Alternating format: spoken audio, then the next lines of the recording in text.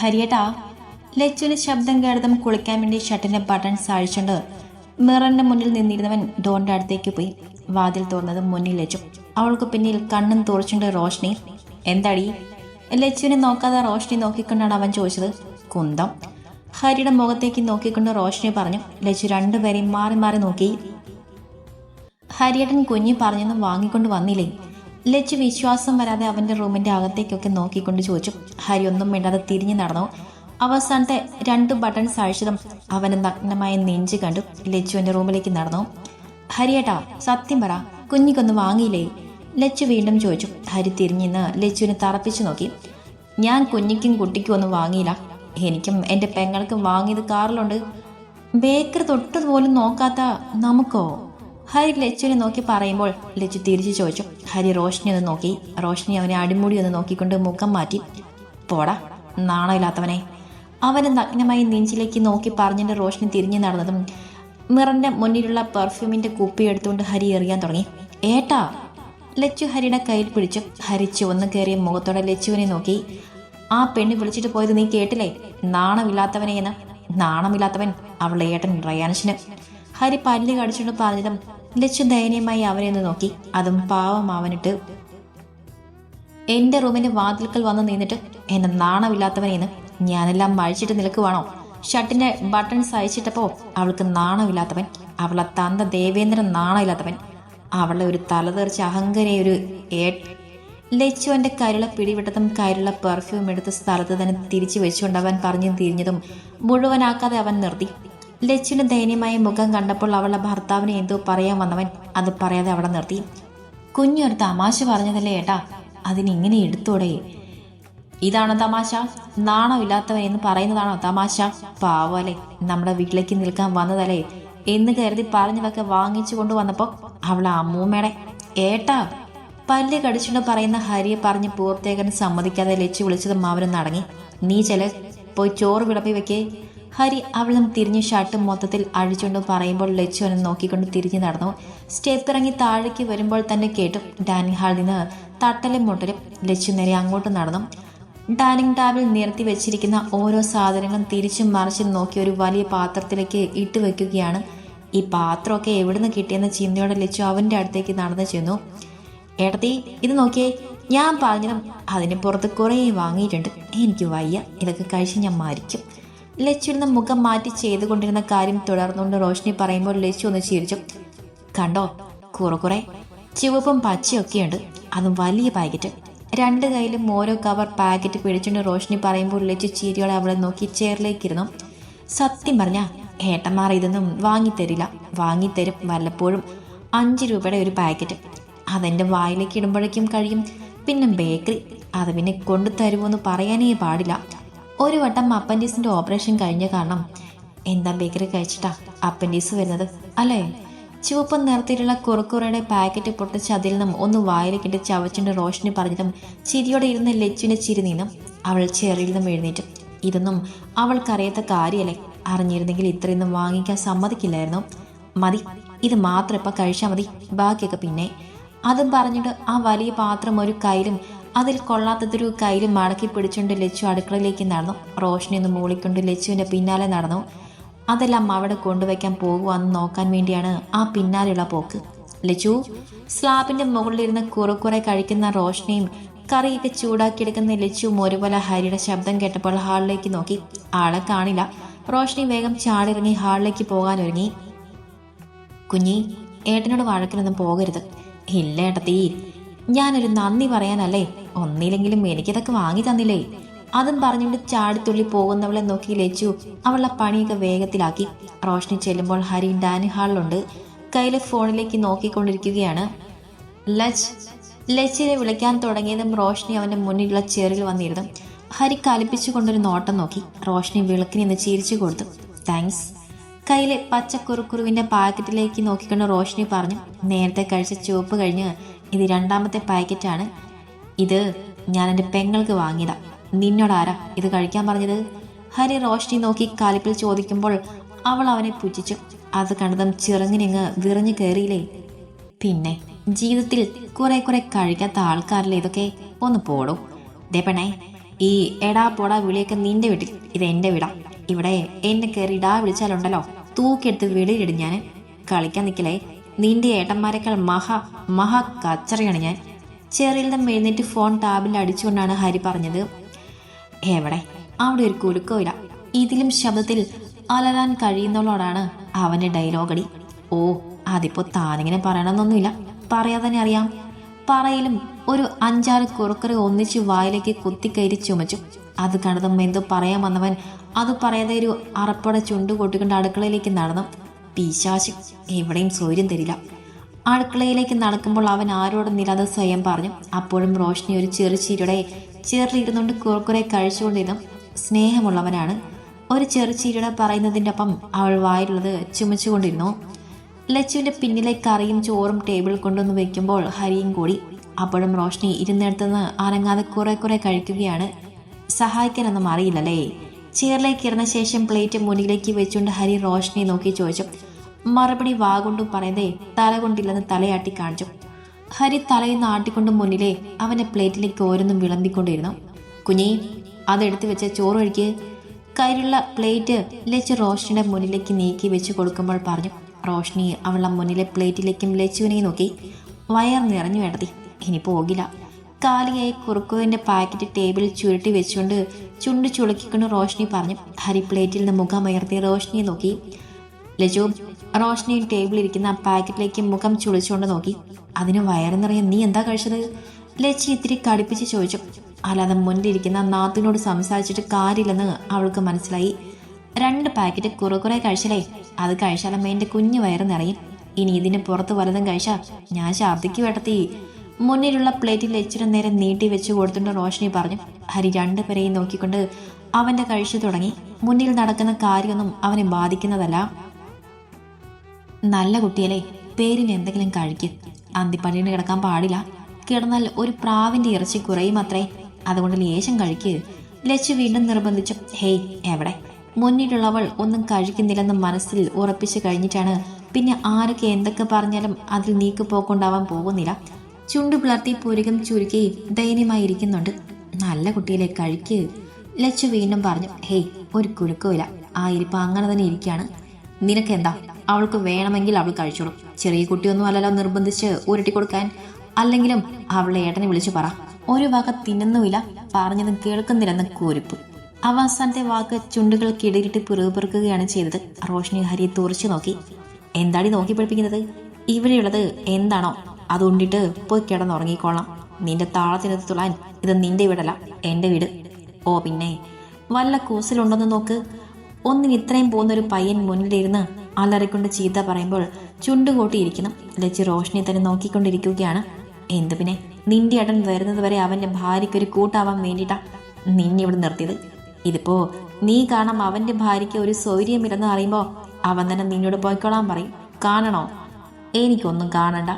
അതും പറഞ്ഞുകൊണ്ട് അവൾ മുഖം അങ്ങോട്ട് തിരിച്ചു കളഞ്ഞത് ഹരിക്ക് അവളെ നിലത്ത് വാരി അടിക്കാൻ തോന്നി. പിന്നെ അവനൊന്നിനും പോയില്ല. മുന്നിലുള്ളത് അവൻ കഴിച്ചു തുടങ്ങി. ലച്ചു ദയനീയമായി റോഷ്നിയെ നോക്കി. പ്ലീസ് ഏട്ടത്തി, എനിക്ക് വേണ്ടാത്തത് കൊണ്ടാണ്.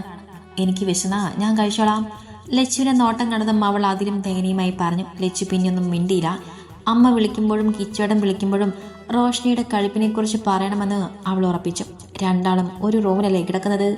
ഫുഡ് കഴിച്ചു കഴിഞ്ഞ ശേഷം കുറച്ചു നേരം ഹാളിലും പുറത്തും വരുന്ന സംസാരമൊക്കെ കഴിഞ്ഞുകൊണ്ട് സെറ്റിലിരിക്കുന്ന ലച്ചുവിനെയും അവളുടെ മടിയിൽ കിടക്കുന്ന റോഷ്നിയും നോക്കിക്കൊണ്ട് ഹരി ചോദിച്ചു. ഏയ് എനിക്ക് പേടിയൊന്നുമില്ല, ഞാൻ ഒറ്റയ്ക്ക് കിടന്നോളാം.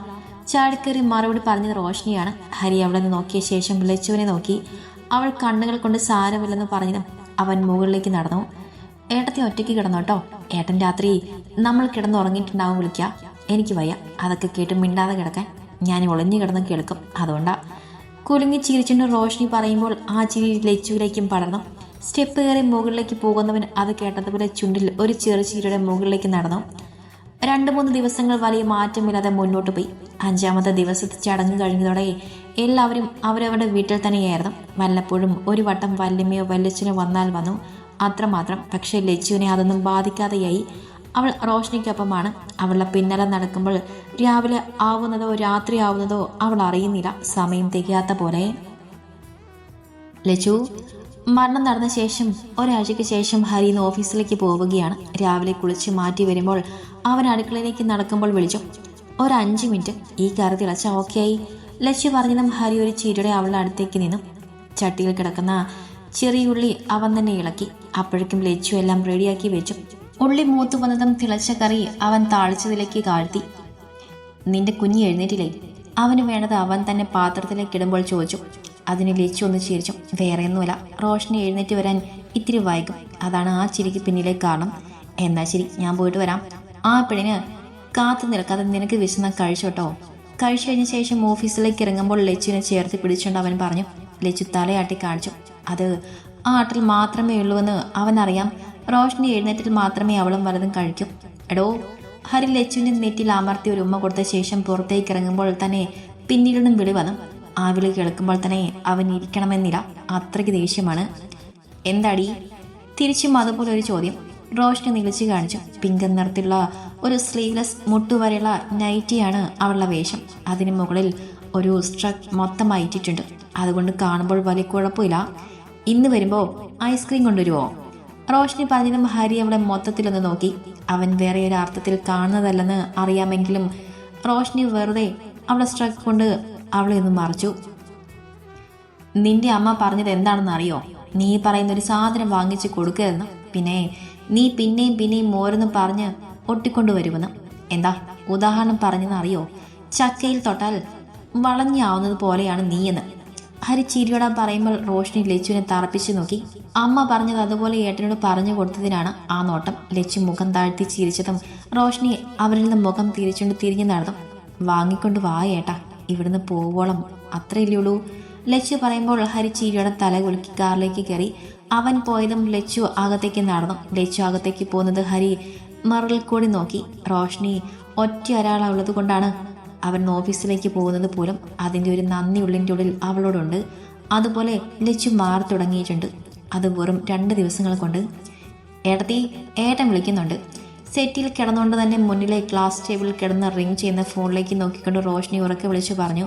മറുപടി ഒന്നും കേൾക്കാതെ വന്നതും ലച്ചുവിൻ്റെ കുളി കഴിഞ്ഞ് കാണുന്നത് മനസ്സിലായി. അതുകൊണ്ട് കൈയെത്തിച്ച് ഫോൺ കയ്യിലെടുത്ത് അറ്റൻഡാക്കി ചെവിയിലേക്ക് വെച്ചു. ശ്രീ അല്ല ഏട്ടാ, കുഞ്ഞ. ശ്രീ കുളിക്കുവാണ്. എടുത്ത പാടയുള്ള അവൻ്റെ വിടലിൽ റോഷനി ചീരിയുടെ മറുപടി കൊടുത്തു. അവിടുന്ന് കാനത്തിലൊരു മൂളൽ കെട്ടി. ഹരി ഓഫീസിൽ പോയോ? പോയി. കുറച്ചു നേരമായി പോയിട്ട്. നിങ്ങൾ തനിച്ചേ ഉള്ളൂ? അല്ല, ഞാനും ഏട്ടത്തിയുണ്ട്. റോഷനി മറുപടി പറഞ്ഞതും റയാൻഷിൻ്റെ പുരികൻ ചൊളിഞ്ഞു. അതന്നെ ചോദിച്ചത്, നിങ്ങൾ 2 പേരും തനിയേ ഉള്ളൂന്ന്. അത് തന്നെയാണ് പറഞ്ഞത്, ഞാനും ഏട്ടത്തിയുണ്ടെന്ന്. 2 പേരുണ്ടെങ്കിൽ എങ്ങനെ തനിച്ചാണെന്ന് പറയാൻ പറ്റും? പൊട്ടി വന്ന ചിരി അടക്കി പിടിച്ചുകൊണ്ട് റോഷനി പറയുമ്പോൾ റയാൻഷ് ഒന്നും മിണ്ടിയില്ല. പെങ്ങളെ സ്വഭാവം അറിയുന്നത് കൊണ്ടാവാം അവനൊന്നും മിണ്ടിയില്ല. റോഷനി 2 ചുണ്ടും കൂട്ടി പിടിച്ചുകൊണ്ട് ചിരി അടക്കി പിടിച്ചു. ഏട്ടത്തി വന്ന് ഞാൻ കൊടുക്കാൻ വാട്ടെ. റോഷനി പറഞ്ഞതും റയാൻഷ് അത് തടഞ്ഞു. ഫോൺ ചെവിയിൽ നിന്നെടുത്ത് അതേ നിമിഷം തന്നെ ഫോൺ ചെവിയിലേക്ക് വെച്ചു. റോഷനി അങ്ങോട്ട് വന്നതിൽ പിന്നെ അവളുടെ ഫോണിലേക്ക് വിളിച്ചുകൊണ്ട് അവൻ കാര്യം തിരക്കിയിട്ടില്ല. എല്ലാം ലച്ചുവിനോട് ചോദിക്കാറാണ് പതിവ്. ശ്രീ പറഞ്ഞതൊക്കെ നീ കേൾക്കുന്നില്ലേ? റയാൻഷ് ചോദിച്ചതും റോഷനി സെറ്റിൽ നിന്നും എഴുന്നേറ്റ് മുന്നിൽ നിൽക്കുന്ന ലച്ചുവിൻ്റെ മുഖത്തേക്ക് നോക്കി. ഇനി ലച്ചു എങ്ങാനും പറഞ്ഞത് കേൾക്കുന്നില്ലെന്ന് പറഞ്ഞു കൊടുത്ത് കാണുമോ എന്നാണ് അവൾ ചിന്തിച്ചത്. കേൾക്കുന്നുണ്ട്. എന്ത് കേൾക്കുന്നുണ്ടെന്ന്? ശ്രീ പറഞ്ഞത് നിന്റെ ചെവിയിൽ കൂടെ കേൾക്കുന്നുണ്ടോ എന്നല്ല ഞാൻ ചോദിച്ചത്. അവൾ പറഞ്ഞതൊക്കെ നീ അനുസരിക്കാറുണ്ടോ എന്നാണ് ചോദിച്ചത്. വിടാൻ ഭാവമില്ലാതെ റയാൻഷ് പറഞ്ഞതും റോഷനി ലച്ചുവിനെ നോക്കി വിളിച്ചു. സത്യം പറഞ്ഞ റയാൻഷ് പറഞ്ഞത് അങ്ങനെ തന്നെ ആവുമെന്ന് അവൾക്കറിയാം. പക്ഷെ അവൾ മറുപടി കൊടുത്തത് ചെവിയിൽ കൂടെ കേൾക്കുന്നുണ്ടോ എന്നുള്ളത് തന്നെയാണ്. അനുസരിക്കാറുണ്ട്. ഇല്ല ഏട്ടത്തി. റോഷനി അവനോട് പറഞ്ഞ ശേഷം മുന്നിൽ നിൽക്കുന്ന ലച്ചുവിനോടായി ചോദിച്ചു. ലച്ചു കാര്യം മുഴുവനായി മനസ്സിലായില്ലെങ്കിൽ പോലും തലയാട്ടി കാണിച്ചു. അത് കണ്ടപ്പോൾ റോഷനി അവളെ നോക്കി ചുണ്ടു കുറിപ്പിച്ചുകൊണ്ട് ഒരു ഉമ്മ പറത്തി വിട്ടു. എന്നിട്ട് ശ്രീ പറഞ്ഞത് നീ ഭക്ഷണമൊന്നും കഴിക്കുന്നില്ല, ബേക്കറി കഴിച്ച് നടക്കുവാണ്, കളിക്കുന്നില്ല, ഉറങ്ങുന്നില്ല, ഫോണിൽ കളിച്ച് കിടക്കുവാണ്, പറഞ്ഞത് കേൾക്കുന്നില്ലെന്നൊക്കെയാണല്ലോ. റയാൻഷ് ഗൗരവത്തോടെ പറയുമ്പോൾ റോഷനി കണ്ണും ചുരുക്കി ലച്ചുവിനെ നോക്കി. ഏട്ടനും മനയത്തിയും സംസാരിക്കാൻ നോക്കി കുറച്ചു നേരം നിന്നിട്ട് അവൾ അടുക്കളയിലേക്ക് തിരിഞ്ഞു നടന്നു. ശ്രീ ഒറ്റയ്ക്കല്ലേ കുഞ്ഞവിടെ, ജോലിയൊന്നും മാറിയില്ലല്ലോ, നിനക്കൊന്നും അവളെ സഹായിച്ചോടെ? റയാൻഷ് അതുവരെ ഉണ്ടായിരുന്ന ഗൗരവം വിട്ട് കാര്യങ്ങൾ പറഞ്ഞ് മനസ്സിലാക്കി കൊടുത്തു. റോഷനി അവളെ കേശുകൊണ്ട് പുലർത്തി. ഞാൻ ചോദിക്കാറുണ്ട് ഏട്ടാ, ഞാൻ കഴിച്ചു കഴിഞ്ഞ പ്ലേറ്റ് പോലും കഴുകി വെക്കാൻ ഏട്ടത്തി സമ്മതിക്കില്ല. പിന്നെ ഞാനെന്ത് ചെയ്യും? വേറെ ഭാരിച്ച പണിയൊന്നും എനിക്കറിഞ്ഞൂടാ.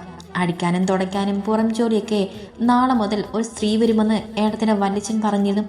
ഇതുവരെ ഉണ്ടായിരുന്നത് ഏടത്തിലെ അമ്മയുടെ അകന്ന ബന്ധുവായിരുന്നത്രേ. അവർ മരിച്ചപ്പോൾ ആ സ്ത്രീയും വരാതെയായി. റോഷ്നി കാര്യങ്ങൾ വിവരിക്കുമ്പോൾ റയാൻ മൂളുക മാത്രം ചെയ്തു. ശ്രീ പറഞ്ഞതൊക്കെ ഏട്ടൻ്റെ കുഞ്ഞ് കേൾക്കണം കേട്ടോ. അവളെ വേദനിപ്പിക്കരുത്, ഹരിയെ ദേഷ്യം പിടിപ്പിക്കരുത്, വെറുപ്പിക്കരുത് കേട്ടോ. അവൻ്റെ അവസാനത്തെ വാക്കുകൾക്ക് മറുപടിയെ റോഷ്നി പതിഞ്ഞെന്ന് മൂളിക്കൊടുത്തു. എന്നാൽ ഫോൺ ഏട്ടത്തിൻ്റെ കയ്യിൽ കൊടുക്ക്. ഏടത്തി ഇരുന്നിടത്തുനിന്ന് അനങ്ങാതെ അവൾ ഉറക്ക വിളിച്ചു. കൊണ്ടുപോയി കയ്യിൽ കൊടുക്കൂഞ്ഞേ. റയാൻ ദേഷ്യപ്പെട്ടതും സെറ്റിൽ നിന്ന് ചാടി എഴുന്നേറ്റ് അടുക്കളയിലേക്ക് ഓടി. തിരിഞ്ഞെന്തോ ചെയ്യുന്നവളുടെ മുന്നിലേക്ക് ഫോൺ നീട്ടി. ലച്ചു ഫോൺ കയ്യിലേക്ക് വാങ്ങുന്നതിനൊപ്പം മുഖം ചെരിച്ചുകൊണ്ട് റോഷ്നി ഒന്ന് നോക്കി. ലച്ചു ഫോൺ കയ്യിലേക്ക് വാങ്ങിയതും റോഷ്നി തിരിഞ്ഞു നടന്നു. കിച്ചുവേട്ടാ. ഫോൺ ചെവിയിലേക്ക് വെച്ചുകൊണ്ട് അവൾ വിളിച്ചു. റയാൻഷ് ഒന്ന് മോളി. ഭക്ഷണം കഴിച്ചോ? ഇല്ല, കഴിക്കാൻ തുടങ്ങുമായിരുന്നു. റയാൻഷ് മറുപടി പറയുമ്പോൾ ലച്ചു ഒന്ന് മോളി. ഇനിയൊന്നും അവൾക്ക് ചോദിക്കാനും പറയാനും ഇല്ലാത്ത പോലെ അവൾ മൗനമായി നിന്നു. കുഞ്ഞു വല്ല വികൃതി കാണിക്കുന്നുണ്ടെങ്കിൽ പറയണം. ഇത്രയ്ക്ക് ഞാൻ അറിഞ്ഞത് അമ്മ പറഞ്ഞിട്ടാ. അമ്മയോടല്ല, എന്നോടാണ് പറയേണ്ടത് കേട്ടോ. ബേക്കറി കഴിപ്പ് ഇത്തിരി അധികമാണല്ലോ. അതൊന്ന് നിർത്താൻ വേണ്ടി അമ്മയോട് സൂചിപ്പിച്ചിരുന്നു. അമ്മ അപ്പോഴേക്കും അത് മകനെ വിളിച്ചു പറയുമെന്ന് കരുതിയില്ല. കഴിച്ചോ? ഇല്ല, കഴിക്കാൻ തുടങ്ങുവാണ്. അതിനുവേണ്ടി പപ്പടം കാച്ചാൻ തുടങ്ങുക. ലച്ചു പറയുമ്പോൾ അവനെന്ന് മൂളി. ലച്ചു ഒരു നിമിഷം ആലോചിച്ചു. അവനെന്ന് വരുമെന്ന് ചോദിക്കണമെന്നുണ്ട്, പക്ഷെ ചോദിച്ചില്ല. പോയിട്ട് 2 ദിവസം ആവുന്നല്ലേ ഉള്ളൂ. വന്ന ജോലിയൊന്നും കഴിഞ്ഞിട്ടില്ല. തിരിച്ചു വരാൻ എന്തായാലും ഒരാഴ്ച കഴിയും. റയാൻഷ് പറഞ്ഞതും ലച്ചു ഒന്ന് ഞെട്ടി. മനസ്സിൽ പറഞ്ഞത് അറിയാതെ ശബ്ദത്തിൽ ചോദിച്ചോ എന്നാണ് അവൾ ചിന്തിച്ചത്. അല്ലെങ്കിൽ മനസ്സിൽ ചിന്തിച്ച സമയം തന്നെ അതിനൊരു ഉത്തരം തരാൻ കഴിയോ? രാത്രി വിളിക്കാട്ടോ. അവൻ പറഞ്ഞതിനെ ലച്ചു ഒന്ന് മോളി. അവൻ ഫോൺ വെച്ചതും ലച്ചു ഫോൺ നെഞ്ചിലേക്ക് അമർത്തി പിടിച്ചുകൊണ്ട് കുറച്ചു നേരം നിന്നു. തിരക്കിലാകും, അടുത്ത ആരെങ്കിലും കാണും, അല്ലെങ്കിൽ ഇത്ര വേഗം ഫോൺ ഓഫ് ചെയ്യില്ല. താനൊന്നും മിണ്ടിയില്ലെങ്കിൽ പോലും നിശ്വാസം കേട്ടുകൊണ്ട് അവൻ ഫോൺ ചെവിയിലേക്ക് ചേർത്ത് വെക്കും. ഏട്ടത്തി. കൈ തുടയിൽ പിടിച്ച് കുലുക്കിക്കൊണ്ട് റോഷ്നി വിളിച്ചതും ലച്ചു ചിന്തകൾ വെടിഞ്ഞുകൊണ്ട് അവളെ തിരിഞ്ഞു നോക്കി. ഞാൻ സഹായിക്കണോ? റോഷ്നി ഒരു ഇളിയോടെ ചോദിക്കുമ്പോൾ ലച്ചു ഒന്ന് ചിരിച്ചു. ഇതിപ്പോൾ അവളുടെ ഏട്ടൻ്റെ ഉപദേശം കൊണ്ട് ചോദിക്കുന്നതാണെന്ന് അവൾക്കറിയാം. അതിനൊരു ത്രില്ലിൽ വന്ന് ചോദിക്കുന്നതാണ്. അവിടുന്ന് അമ്മ വിളിച്ചാലും അച്ഛൻ വിളിച്ചാലും ഏട്ടൻ വിളിച്ചാലും ഒക്കെ ഇതുപോലെ ഒരു ചോദ്യമുണ്ട്. ഒന്നും ചെയ്യേണ്ട, ഞാൻ ചെയ്യുന്നതൊക്കെ നോക്കി എന്നോട് വലതും മിണ്ടിയും പറഞ്ഞ് എൻ്റെ കൂടെ നിന്നാൽ മതി. എപ്പോഴും പറയുന്ന മറുപടി തന്നെ ലച്ചു അവളോട് പറയുമ്പോൾ റോഷ്നി ലച്ചുവിനെ ചുറ്റിപ്പിടിച്ചു. ആർക്കൊക്കെ കിട്ടും ഇതുപോലൊരു നാത്തൂനെ? പറയുന്നതിനൊപ്പം ലച്ചുവിൻ്റെ കവളിൽ അമർത്തിയൊന്ന് മുത്തി. ലച്ചു ഒരു ചീരയുടെ അവളുടെ കയ്യിൽ തൂങ്ങി നിന്നു കൊടുത്തു.